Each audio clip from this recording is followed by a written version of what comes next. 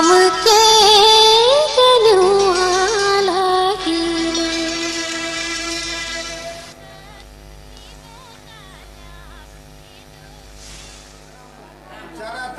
पश्चिम सरदा सतंग जीवेम सरदा सरदा ते हृदयं दधाम मम चित्त मम चित्तं ते अस्तु मम वाच मेक मना जुखस्व बृहस्पति दृष्ट्वा नियुक्त माह्यम अपने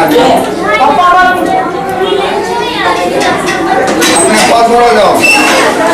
ओम तत्पुर देव विचम सत्ता शक्ति ब्रह्म शरत पश्चिम सरदा सतंग जीवेन सरदा सतंगम ध्वनिया सरदा सतंग प्रबलम सरदा सत मजीना ज्ञान सरदा सतंग भूयस सरदा सतात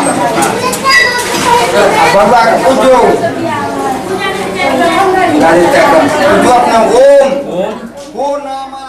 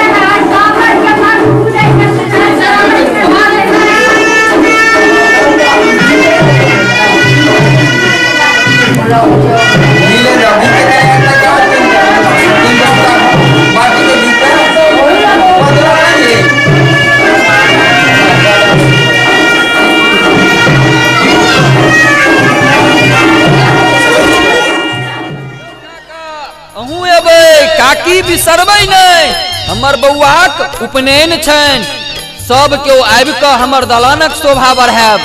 एहने चर्चा एखन सगरो मिथिलांचल में भेटत कियाकि लगन चलै छै न। बहिन सब मरबा नीप रहल छथिन आ सखी बहिन पा गीत गाबि रहल छथिन।